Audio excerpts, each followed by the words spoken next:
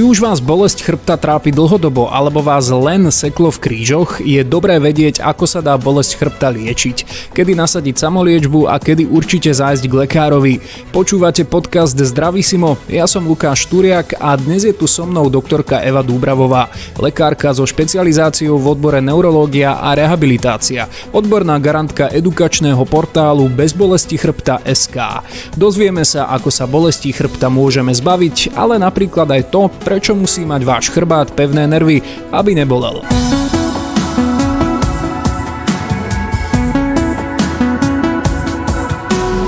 Pani doktorka, vítajte v našom podcaste. Ďakujem veľmi pekne. Bolesti chrbta sú problémy, ktoré trápia obrovské množstvo populácie. Dá sa povedať, že tá akútna bolesť je niečo, s čím sa dokážeme ako tak vyrovnať aj rýchlo, i keď spôsobujú ju niekedy úplne také tie najzákladnejšie veci, či už je to preťaženie, rýchle zranenie, presílenie, seknutie v krížoch.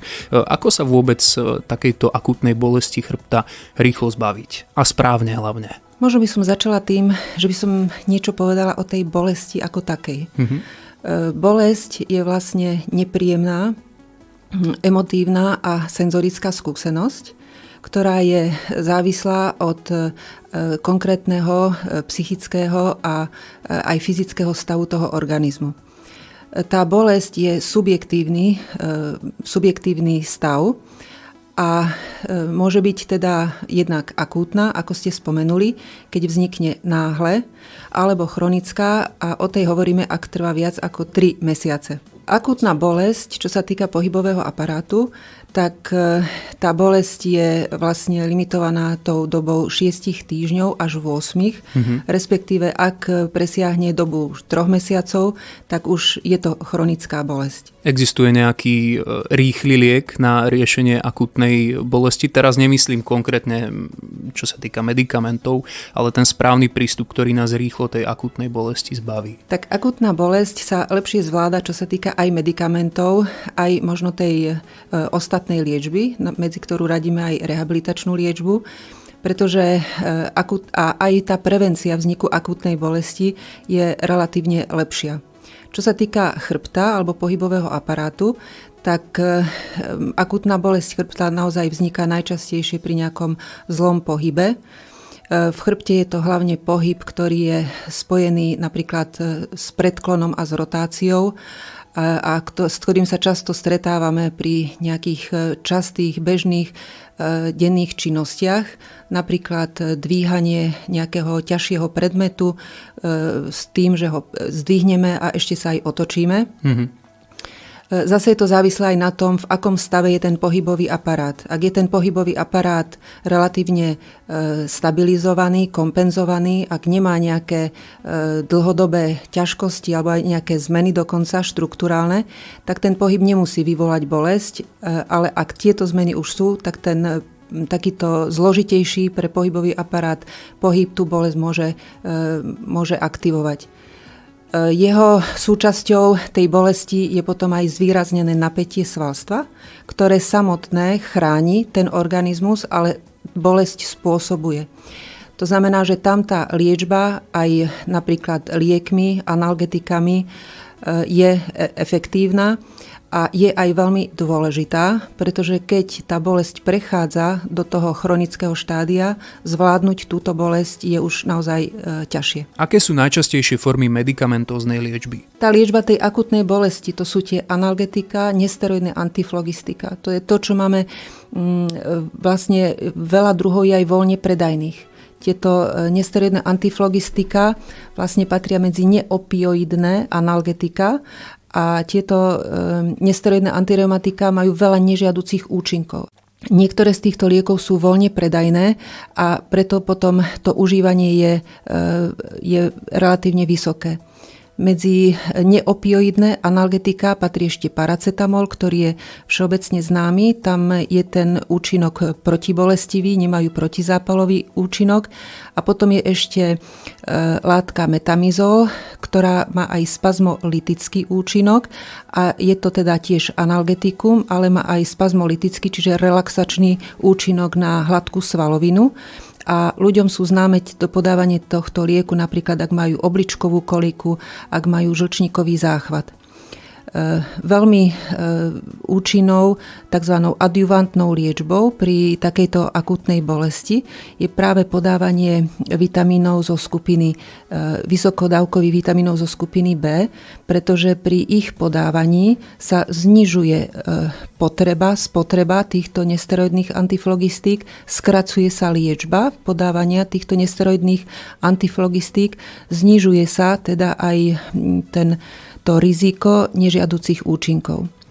Pri akútnej liečbe sa ešte tiež s veľmi dobrým efektom podávajú aj tzv. Myorelaxancia, to znamená lieky na uvoľnenie toho napätia svalu.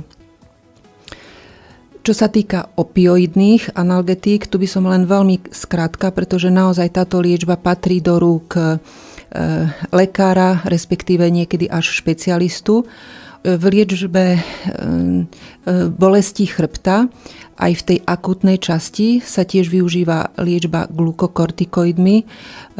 Glukokortikoidy sú protizápalové lieky a môžu sa podávať, aby sa opäť obmedzila ich nežiaduce účinky, ktoré sú relatívne, môžu byť vážne v rámci metabolizmu draslíka a v zažívacom systéme, sa podávajú v infúznej takej bolusovej dávke, alebo sa môžu podávať aj v zmysle teda ku koreňu toho nervu, ktorý je určitým spôsobom chemicky zmenený alebo zapálený.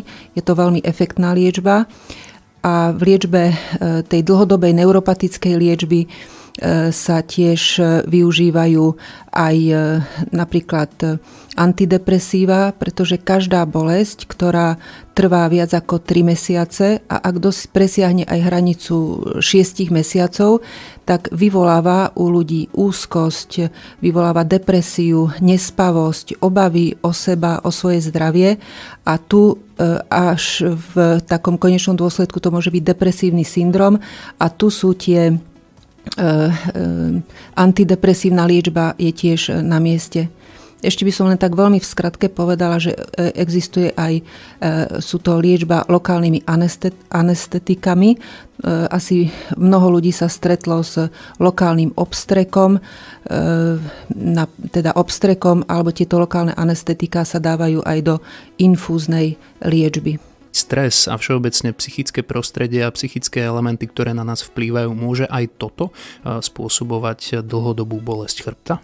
My cítime bolesť, až keď dorazí do mozgovej kôry, do centrálneho nervového systému a až vtedy ju začneme vnímať. A my bolesť považujeme za ochranu toho organizmu. To znamená, tá bolesť nám dáva akýsi signál, že niečo nie je v poriadku. Toto je práve ten vplyv, že ten signál príde až do mozgu a mozog, teda to je to stredisko, kde teda my vnímame tú bolesť. A vlastne to, v akom stave je ten centrálny nervový systém, tak to potom spôsobí, ako my tú bolesť vnímame. To znamená, na tomto sú založené aj mnohé psychoterapeutické metodiky. To znamená, že ak napríklad bolesť zasiahne človeka, ktorý je v nejakej negatívnej emocionálnej situácii, tak tú bolesť bude vnímať intenzívnejšie. Rovnako, ak tá bolesť aj z tej periférie trvá dlhšie, to znamená, že tie nervové štruktúry sa vlastne tou dlhodobou bolesťou ako keby sa nasycovali, tie miesta sa rozširujú a potom tam už dokonca môžu vzniknúť aj určité štrukturálne zmeny v tých mikrogliách a v týchto rôznych štruktúrach. Je to trošku teda už zložitejšie. A potom ten človek vníma tú bolesť, aj keď ten primárny podnet na tej periférii, napríklad tá zmena toho napätia alebo nejaká zmena tej acidózy, toho pH pominula. Asi skratky v tomto smere neexistujú. Keď je tá chronická bolesť, treba sa k tomu stavať zodpovedne a aj tú liečbu brať poctivo. Je na to potrebný čas. Nervy sa regenerujú rýchlosťou približne 1 mm za deň a náš chrbát potrebuje tie pevné nervy. Čo by ste mohli poradiť, akým spôsobom sa zbaviť tej chronickej bolesti chrbta? Tak chronická bolesť chrbta máva veľakrát aj tú tzv. Neuropatickú zložku, čiže takú tú centrálnu zložku. A liečba tejto chronickej bolesti je jednak v zmysle liekov, ktoré práve na túto neuropatickú liečbu majú efekt. Sú to lieky, ktoré napríklad ovplyvňujú skôr centrálny nervový systém. Ďalej sú to vždycky podporná liečba, medzi ktorej súčasť a ktorou veľmi dôležitou súčasťou je podporná vitamínová liečba. Pri preťažení útlaku nervov je naozaj veľmi efektná liečba vysokodávkovými vitamínmi zo skupiny B. A tieto vitamíny, keď sú podávané vo vysokých dávkach a v určitej dlhej dobe, lebo ako ste spomínali, ten nerv degeneruje a tá jeho obnova nastáva veľmi pomaly. A keď si predstavíte 1 mm za deň, tak potom najdlhší nerv v tele, ktorý vlastne prechádza z driekovo-krížového prechodu až po celej zadnej strane dolnej končatiny a v priemere meria meter. Takže tá regenerácia... 1 meter celý. 1 meter celý.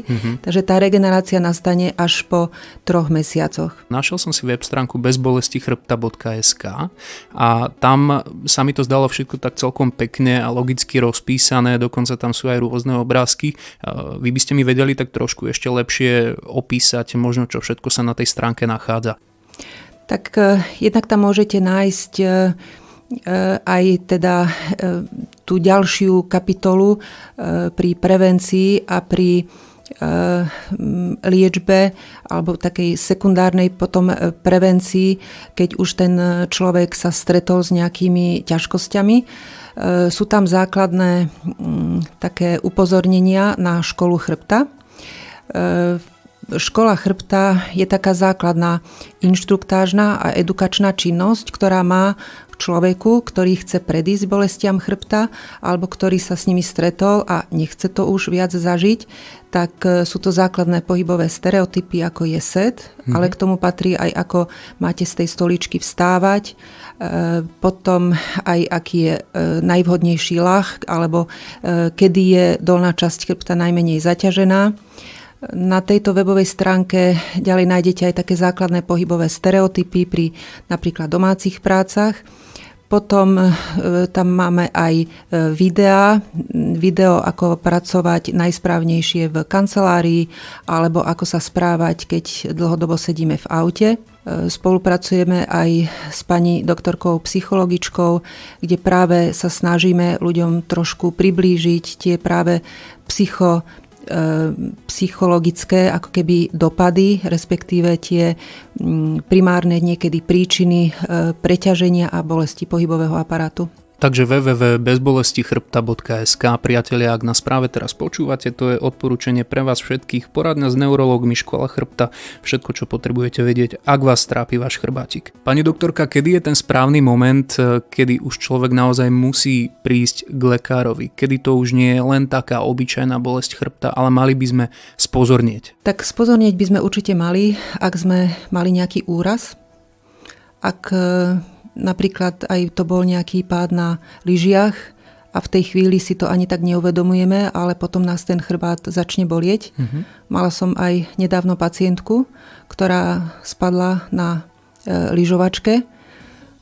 Druhý deň sa cítila relatívne dobre, ale potom sa u nej vyvinuli výrazné bolesti chrbta a rentgen potvrdil, že si zlomila, skomprimovala jeden z driekových stavcov.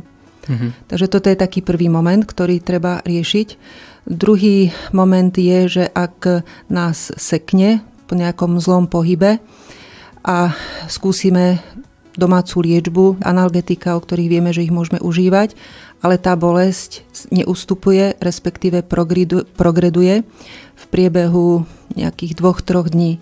Vtedy je na mieste začať u praktického lekára, ktorý pri takejto bolesti chrbta by mal vylúčiť práve nejaké traumatické zmeny alebo by mal vylúčiť, či sa náhodou nejedná o nejaký iný druh bolesti. Do chrbta sa často prenášajú aj problémy s obličkami, do dolnej časti panvy aj problémy napríklad s močovým mechúrom. Takže aj tieto zmeny treba určite vylúčiť. Vy sa určite stretávate aj s rôznymi požiadavkami zo strany pacientov, že zdá sa im, že tá liečba, ktorú vy naordinujete, nie je presne to, čo chcú. Každý si asi pýta MR-ko rovno však. No áno, je veľa ľudí a hlavne v dnešnej dobe, keď si všetko načítajú pacienti, tak prídu už rovno, že s akým vyšetrením teda by chceli a chcú len to vyšetrenie a niekedy sa ani nepýtajú na môj názor, čo si o to myslím. Alebo oni už sa vlastne sami sa diagnostikovali a už vyšetrenie to už vôbec nie. Takže aj tieto vyšetrenia majú svoje opodstatnenia. Aj rentgenové vyšetrenie má svoje opodstatnenie, aj keď je tam taká tá určitá nežiadúcosť v tom, že je to teda radiačná záťaž. Ale ak sa jedná o napríklad práve ten úraz a treba ten rentgen urobiť čím skôr, tak je to určite na mieste. Tiež komputerová tomografia alebo CT vyšetrenie má svoje miesto, ak sa teda skôr pátra po nejakých zmenách v kostnom systéme. A tá magnetická rezonancia nám naozaj ukáže úplne tú chrbticu vo vnútri, takže naozaj ukáže aj tie stav medzistavcových platničiek, môžu sa tam nachádzať rôzne cysty, rôzne zmeny vo väzoch, ale táto magnetická rezonancia má naozaj svoje miesto až vtedy, keď sa liečba pacienta nedarí, ak trvá viac ako tých 6 týždňov, alebo ak je na to akútny dôvod a tým akútnym dôvodom je napríklad, že oslabne dolná končatina alebo oslabne horná končatina, kedy je ten predpoklad nejakej diskogénej, čiže platničkovej príčiny tých ťažkostí a ak sú aj známky poruchy sfinkterov, to znamená vyprázdňovania močenia alebo zo stolice, lebo to tiež môže byť spôsobené teda poruchou medzistavcovej platničky. A tu by som chcela ale povedať, že ak je aj na magnetickej rezonancii nejaký nález, to neznamená, že ten človek má ťažkosti a naopak, ak sa aj niekedy nenájde nič, že tá magnetická rezonancia je relatívne ako v dobrom stave, čo už tiež málo kedy vidíme, ale stane sa to a ten človek môže mať výrazné ťažkosti, výraznú bolesť pohybového aparátu. Čiže človek si niekedy to MR-ko skrátka vydúpe a keď na ňom niečo nájde, tak povie aha, ja som vám to hovoril a pritom to tak vôbec nemusí byť. Presne tak. A keď mi aj niektorí pacienti prídu s tou požiadavkou, že niekto im povedal, že podľa tej magnetickej rezonancie bude liečba alebo bude nejaká rehabilitácia, tak toto určite nie je ten správny prístup. Ak tú magnetickú rezonanciu treba, tak väčšinou sa už uvažuje, že musí sa zasiahnuť v tých vnútorných štruktúrach niekde v okolí tej medzistavcovej platničky a na toto sú už určite potom len špecialisti, ktorí sa tomuto venujú. Pani doktorka, rozprávali sme sa už o ambulantnej liečbe, o rôznych zákrokoch, ale nepovedali sme si nič o rehabilitáciách, poprípade o možnostiach, ako sa pacient môže ešte v rámci voľnopredajných a voľnodostupných prostriedkov a liekov liečiť sám. Aké sú vaše odporúčania? Pri tom akútnom stave má rehabilitácia rôzne možnosti fyzikálnych procedúr, ktoré teda lokálne pôsobia, to znamená prekrvujú, relaxujú tento stav. Čo sa týka tej akútnej bolesti, je vhodné používať napríklad nejaké bedrové pásy, ak sa jedná o bolesť v dolnej časti chrbta, alebo stabilizovať krčnú chrbticu krčným golierom. Pri tej chronickej bolesti, ak pacient príde, tak tam je už tá diagnostika, čo sa týka aj pohybového systému, trošku náročnejšia, pretože sa tam vyšetruje komplexne celé držanie tela, svalové dysbalancie. Je známe, že niektoré svaly majú viacej tendenciu sa napínať, druhé oslabovať. Začína sa s pacientom cvičiť s tým, že vlastne dôraz sa kladie na správne, každodenné pohybové stereotypy. To znamená, ako sedíme, ako chodíme, ako píšeme pri počítači. A toto je naozaj dlhodobá záležitosť, pretože premeniť alebo preučiť toho človeka z tých nesprávnych na správne pohybové stereotypy je naozaj dlhodobá záležitosť. Takže tá liečba, ja vždy hovorím svojim pacientom, že keď prídu raz ku mne, tak vlastne už ich máme na celý život. Aj pacient, ak sa pominie tá bolesť chrbta alebo ak ju nevníma, tak ja vždy doporučujem, aby aspoň raz, 2-krát do mesiaca navštívil toho fyzioterapeuta a aby na sebe ďalej naozaj pracoval. Aký je váš odkaz pre všetkých našich poslucháčov? Viem, že sa to celé veľmi ťažko dá zhrnúť do pár viet, ale predsa len niekto, koho naozaj bolí chrbát, počúva nás, čo by možno mal urobiť ako prvé a ako by sa mal nastaviť aj vo svojej mysli. Ja by som začala tým, či ste vy skončili, že naozaj treba svoju myseľ naozaj správne nastaviť, správne sa motivovať. Tam my ako odborníci, hlavne v odbore rehabilitácia, dokážeme správnosť tých cvičení nastaviť, čo je tiež veľmi dôležité.